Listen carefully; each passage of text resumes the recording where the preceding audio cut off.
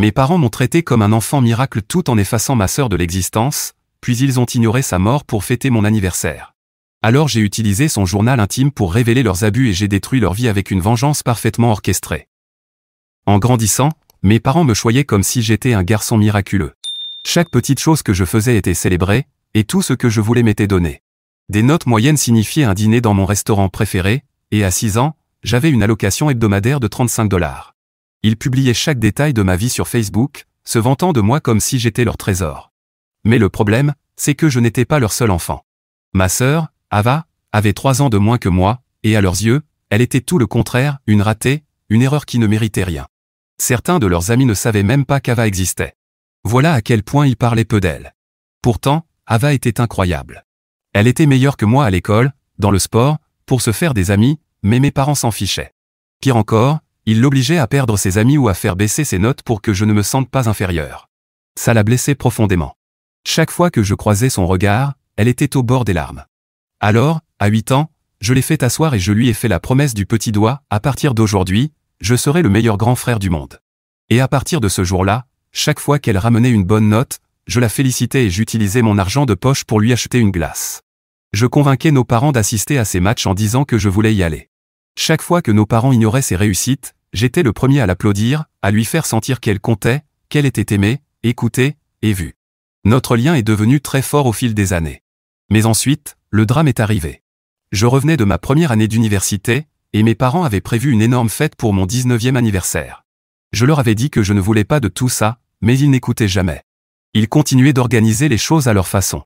Ce que je voulais le plus, c'était passer du temps avec Ava. Elle avait 16 ans maintenant, pétillante et pleine de vie malgré tout ce qu'elle avait enduré. Ils ont juste rigolé quand je leur ai dit ça, demandant pourquoi je voudrais passer du temps avec leur petite ratée. Je les ai ignorés. Quelques jours avant mon anniversaire, Ava est entrée en bondissant dans ma chambre, tenant le scrapbook qu'elle préparait depuis des mois. Elle m'a montré des pages pleines de photos et de souvenirs de notre enfance. Il n'est pas encore terminé, m'a-t-elle dit fièrement. Il me manque encore quelques trucs pour qu'il soit parfait. Je l'ai serré très fort dans mes bras. Et puis, 3 jours avant la fête, c'est arrivé. Ava a eu un terrible accident de voiture en allant acheter du matériel artistique pour le scrapbook. Elle n'a pas survécu. Je me suis effondré par terre en hurlant de chagrin, comme si mon âme se déchirait. Et tout ce que mes parents ont fait, c'est échanger un regard froid. Les premiers mots de ma mère ont été « Il va falloir ajuster les préparatifs de l'anniversaire ». Les jours qui ont suivi semblaient irréels. Mes parents ont organisé des funérailles minimales, comme s'ils ne réalisaient même pas ce qui s'était passé. Ils étaient obsédés par les détails de ma fête. Quand je les ai suppliés d'annuler, ma mère a dit joyeusement « La vie continue ». Ava n'aurait pas voulu qu'on annule ta journée spéciale.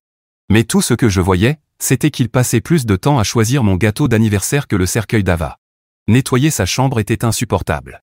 Je me suis assis au milieu du sol, entouré de ses vêtements et de ses fournitures d'art, les larmes coulant sans fin. C'est là que j'ai trouvé son journal intime. Chaque page me brisait un peu plus.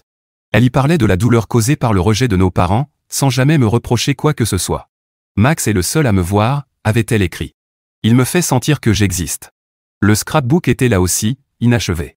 Aux funérailles, j'ai prononcé un éloge funèbre qui a fait pleurer tout le monde, sauf nos parents, qui restaient figés, sans émotion. Après la cérémonie, mon père m'a tiré à part et m'a chuchoté « Mettons tout ça derrière nous. On a ta réservation d'anniversaire à 19 h », j'ai eu la nausée. Le jour de mon anniversaire, la maison était décorée somptueusement. Mes parents m'ont offert des cadeaux chers et dévoilé un énorme gâteau sur lequel il était écrit « Notre fils parfait ». J'étais figé, vidé de tout. Ma mère a fini par dire gaiement « Assez pleurnichet, Max, Ava a eu son jour hier. Aujourd'hui, c'est à toi ». J'ai eu l'impression de prendre un coup de poing en plein ventre. J'ai explosé. J'ai crié, leur balançant tout ce qu'Ava avait ressenti, le fait qu'elle s'était sentie rejetée, invisible, et que j'avais passé toute ma vie à la protéger de leur cruauté. Ma mère a levé les yeux au ciel, disant que c'était du drame d'adolescent, pendant que mon père haussait les épaules en disant « Concentrons-nous sur le positif. On t'a encore toi ». Les larmes me brouillaient la vue. J'ai attrapé le gâteau et je l'ai lancé contre le mur. « Je ne peux pas faire ça », ai-je dit d'une voix tremblante. Ma mère s'est mise à pleurer bruyamment, m'accusant de trahison, tandis que mon père me menaçait de me couper les vivres. Je les ai regardés froidement et j'ai dit « Vous m'avez déjà coupé de tout ce qui compte ». J'ai fait mes valises, les mains tremblantes, en emportant le scrapbook et le journal d'Ava, les seules choses qui comptaient encore, et j'ai tenté de sortir. Mais ma mère m'a bloqué le passage. « Tu ne partiras pas » a-t-elle hurlé. Elle criait, le visage déformé par la rage. J'ai essayé de la pousser doucement pour passer, mais elle a agrippé mon bras avec une force surprenante, ses ongles s'enfonçant dans ma peau. J'ai eu un réflexe et me suis dégagé, ce qui l'a fait chanceler en arrière contre le mur, sa tête heurtant la cloison avec un bruit sourd. Mon père s'est précipité à son chevet, la vérifiant, et m'a lancé un regard de haine pure. Mais au lieu de reculer, je me suis tenu droit, serrant le journal d'Ava contre moi. Le visage de mon père s'est tordu de rage, et il s'est jeté sur moi pour m'arracher le journal en criant que je n'avais aucun droit de voler des biens familiaux. J'ai esquivé, reculant vers la porte, leur criant que je partais et qu'ils ne pouvaient pas m'en empêcher. Mais mon père a menacé d'appeler la police pour me faire arrêter pour agression et vol. La panique m'a envahi à l'idée qu'il puisse vraiment me retirer les souvenirs d'Ava. J'ai alors vite fourré le journal et le scrapbook dans mon sac à dos. Ma mère s'est remise à pleurer, me suppliant de rester, disant qu'il me pardonnerait si je restais, mais ses larmes semblaient creuses après toutes ces années à ignorer la souffrance d'Ava. Je leur ai dit que j'avais besoin d'espace et que j'allais chez mon colocataire Jake pour quelques jours, espérant que ce compromis désamorcerait la situation. Mon père a semblé se calmer un peu devant mon ton plus posé et s'est écarté à contre-cœur. Mais alors que je franchissais la porte, il a murmuré « Si tu sors maintenant, ne t'attends plus à ce qu'on paye tes études ». Je me suis arrêté un instant, submergé par la réalité que je risquais de perdre mes études, mais le souvenir d'Ava m'a donné la force de franchir la porte quand même, en disant « Certaines choses comptent plus que l'argent ». J'ai trouvé refuge chez Jake, épuisé émotionnellement mais soulagé d'être loin de mes parents. Mais 3 jours plus tard, mon compte bancaire a été vidé et ma carte de crédit refusée quand j'ai essayé d'acheter des courses. J'ai appelé la banque, paniqué, pour découvrir que mes parents m'avaient retiré des comptes joints et annulé les cartes dont ils étaient cosignataires. J'ai fait une demande d'aide financière d'urgence à l'université et pris des heures supplémentaires à mon travail sur le campus pour m'en sortir. Mais mes parents ont commencé à répandre des mensonges à la famille élargie, affirmant que j'avais fait une dépression après la mort d'Ava et que j'étais devenu violent. Des proches avec qui j'étais proche ont commencé à m'envoyer des messages inquiets ou à m'éviter carrément, me faisant me sentir de plus en plus isolé. J'ai décidé de relire entièrement le journal intime d'Ava, en espérant y trouver du réconfort. Mais ce que j'ai découvert était bien pire que tout ce que j'aurais pu imaginer, des récits détaillés d'abus émotionnels quand je n'étais pas là, et des indices laissant entendre que nos parents avaient sciemment saboté une opportunité de bourse qui aurait pu être son ticket pour la liberté. J'ai eu la nausée, rongé par la culpabilité de ne pas avoir vu toute l'étendue de leur cruauté. J'ai juré de laver le nom d'Ava, d'une manière ou d'une autre.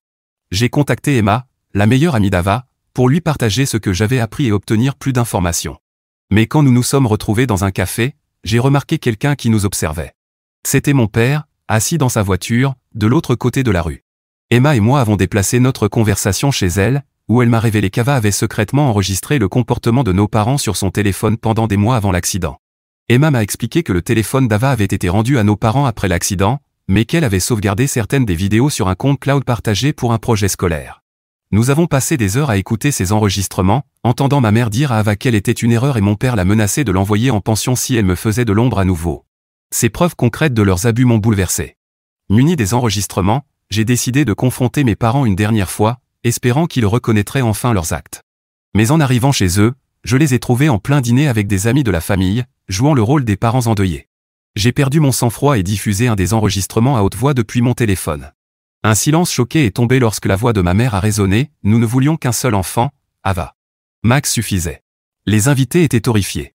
Mes parents ont tenté d'expliquer que c'était Ava qui avait manipulé les conversations. Mais ma tante Suzanne, qui avait toujours été gentille avec Ava, s'est levée et leur a demandé franchement s'ils avaient toujours traité Ava différemment. La pièce s'est divisée, certains invités partant maladroitement, d'autres restant, créant une tension insupportable.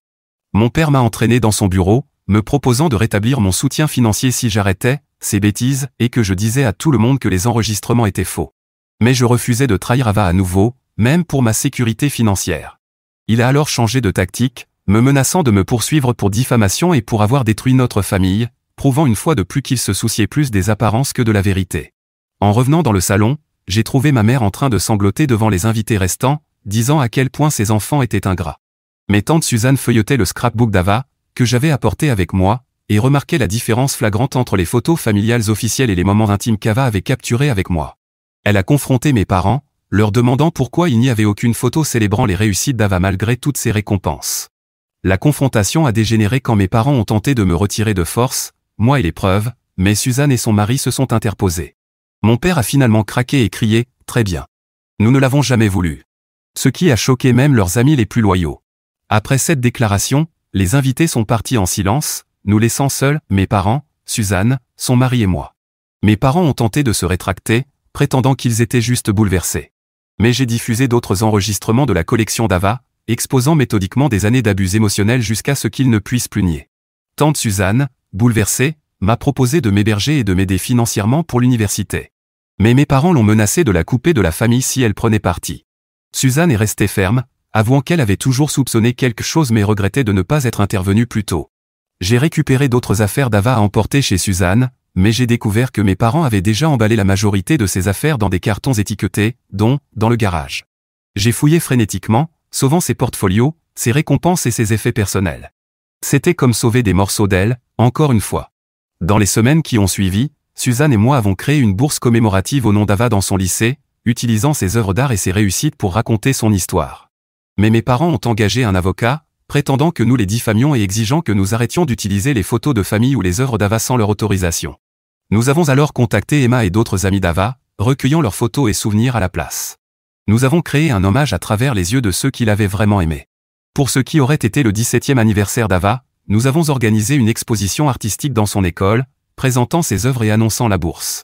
Mais je me débattais avec une immense douleur et culpabilité, me demandant si j'aurais pu faire plus pour la protéger. Alors que j'étais entouré de personnes venues célébrer la vie et le talent d'Ava, j'ai enfin terminé son scrapbook, ajoutant les dernières pages avec des photos de la commémoration. J'ai ainsi tenu ma promesse d'être le meilleur frère possible, même après sa mort, et assuré qu'Ava ne serait jamais plus la fille oubliée, mais la personne extraordinaire qu'elle a toujours été. L'exposition commémorative est devenue un tournant.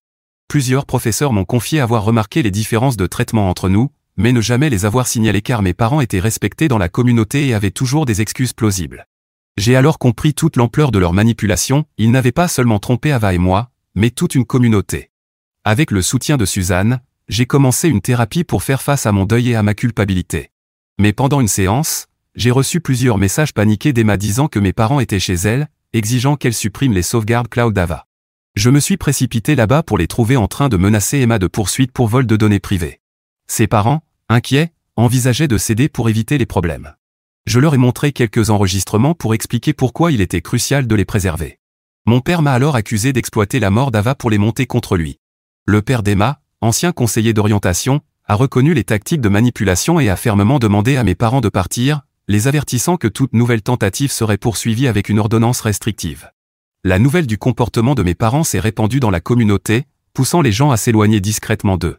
En réaction, mes parents ont annoncé un don important à l'école en mémoire de leur fille bien-aimée Ava, tentant de réécrire l'histoire et de redorer leur image. J'étais esséuré de les voir utiliser Ava comme accessoire après l'avoir ignoré toute sa vie. J'ai donc décidé d'établir des limites plus fermes pour protéger ma santé mentale. J'ai changé de numéro, bloqué mes parents sur les réseaux sociaux et me suis concentré sur mes études et ma guérison. Mais ils ont réussi à obtenir mon emploi du temps universitaire et m'ont tendu une embuscade sur le campus, causant un scandale en clamant vouloir se réconcilier avec leur fils en deuil. J'ai été obligé de partir, sous les regards curieux des étudiants. J'ai appris plus tard qu'ils avaient menti à la secrétaire du département, disant qu'ils voulaient me surprendre avec un colis de soutien moral, pour obtenir mon emploi du temps. Le centre de conseil de l'université m'a aidé à déposer une directive de non-contact après l'incident, ce qui m'a permis de respirer un peu. Mais mes parents se sont ensuite tournés vers mon colocataire, Jake, qu'ils ont manipulé avec des histoires sur ma prétendue fragilité mentale. Ils ont réussi à le convaincre de me surveiller et de leur faire des comptes rendus, sans qu'ils s'en rendent compte. J'ai découvert la trahison de Jake en voyant des messages sur son téléphone pendant que je l'utilisais pour appeler Suzanne. Au lieu de le confronter immédiatement, j'ai décidé de tourner la situation à mon avantage. J'ai commencé à lui transmettre de fausses informations sur mes projets et mes sentiments, créant un récit trompeur que mes parents ont gobé sans méfiance. Grâce à cette stratégie, j'ai laissé entendre à Jake que j'envisageais d'écrire un essai détaillé sur notre famille pour un cours de psychologie, en disant que j'étais inquiet d'utiliser les enregistrements car je n'étais pas sûr de leur légalité. Mes parents ont réagi comme prévu en envoyant une lettre de mise en demeure par l'intermédiaire de leur avocat, reconnaissant involontairement l'authenticité des enregistrements en tentant de les faire taire. La lettre exigeait que je restitue tous les biens familiaux, y compris les journaux, les enregistrements et les photos. Mais j'avais déjà tout sauvegardé numériquement avec l'aide de Suzanne. En montrant la lettre à ma thérapeute, elle l'a immédiatement reconnue comme une forme continue d'abus émotionnel et m'a suggéré d'envisager des options juridiques pour me protéger. J'ai consulté un avocat spécialisé en droit de la famille, qui a examiné les enregistrements d'Ava ainsi que mes documents. Il m'a expliqué que, bien que les preuves montraient clairement un abus émotionnel, une action en justice serait coûteuse et émotionnellement éprouvante. À la place, il m'a aidé à rédiger une lettre de réponse percutante, détaillant précisément comment mes parents avaient échoué envers leurs deux enfants, en citant des exemples concrets tirés des enregistrements, et en y ajoutant mes conditions pour tout contact futur. Dans ma lettre à mes parents, je posais des conditions, reconnaître leur traitement envers Ava, suivre une thérapie familiale s'ils voulaient entretenir une relation avec moi, et cesser leur spectacle public de parents en deuil. Mais au lieu de répondre directement, ils se sont présentés à l'improviste chez tante Suzanne en exigeant de me parler.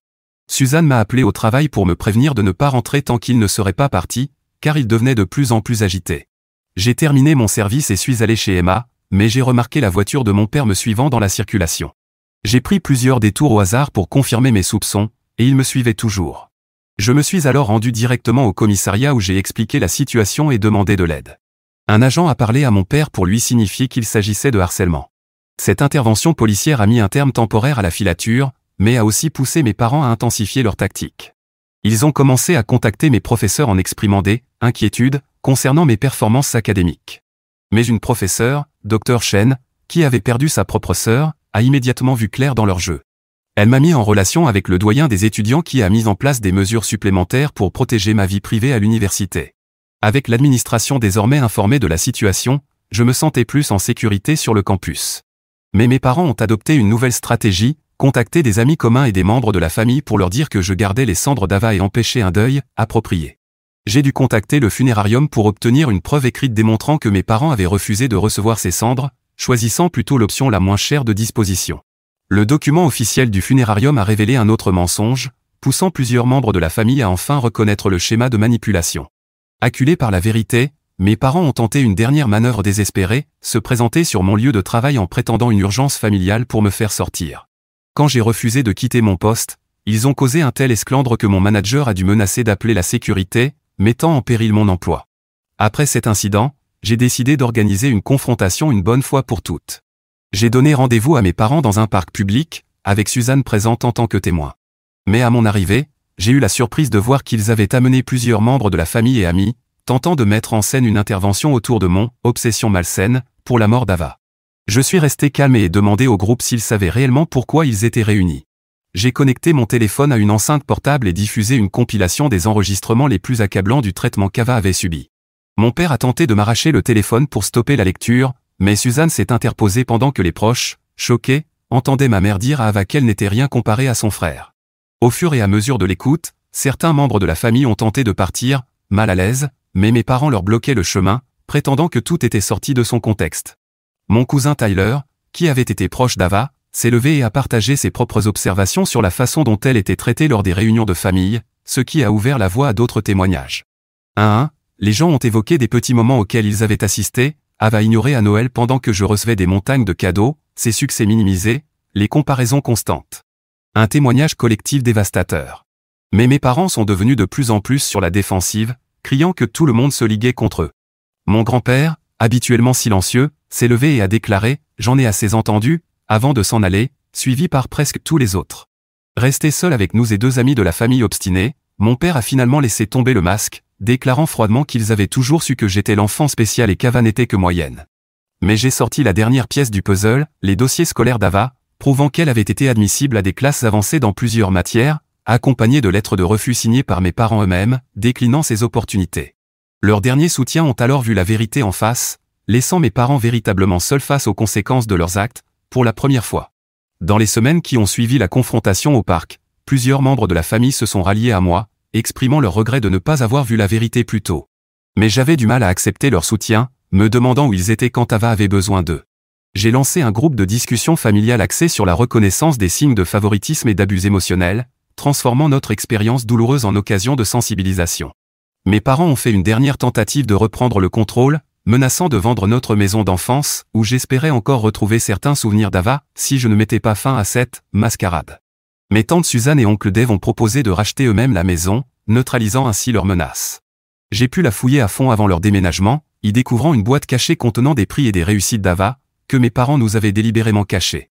La bourse commémorative, Ava Evans, a gagné en popularité, recevant suffisamment de dons pour soutenir 2 élèves chaque année. Mais je craignais qu'avec le temps, les gens oublient la vraie Ava, celle derrière la bourse. Avec Emma et le professeur d'art d'Ava, nous avons créé une exposition permanente de ses œuvres dans la galerie du lycée, pour que son talent continue d'inspirer. Alors que le premier anniversaire de la mort d'Ava approchait, je me préparais à replonger dans le chagrin. Mais j'ai trouvé une guérison inattendue en terminant un projet qu'elle n'avait jamais pu finir, un livre pour enfants qu'elle illustrait sur deux frères et sœurs qui ne pouvaient voir les étoiles qu'en étant ensemble. J'ai collaboré avec un éditeur local pour publier Frères et sœurs d'étoiles sous le nom d'Ava, reversant les bénéfices à sa bourse. Lors du lancement du livre, je m'attendais à ce que mes parents fassent une scène, mais à la place, j'ai reçu une enveloppe fine contenant une brève note reconnaissant qu'ils avaient fait des erreurs avec Ava, ainsi que son bracelet de naissance de l'hôpital. Ce n'était pas l'aveu complet que j'espérais, mais sans doute le premier moment sincère de leur part depuis des années. Ce n'était pas suffisant pour une réconciliation, mais assez pour me permettre d'avancer, en sachant que grâce à la bourse, à l'exposition d'art, et maintenant à son livre, Ava était enfin visible aux yeux de tous. Sa lumière n'était plus étouffée par quiconque, son histoire racontée dans sa propre voix, et son héritage devenu un symbole de créativité et de résilience, accomplissant ainsi ma promesse d'enfance de toujours être le meilleur frère possible, en m'assurant qu'elle ne serait jamais oubliée ni réduite.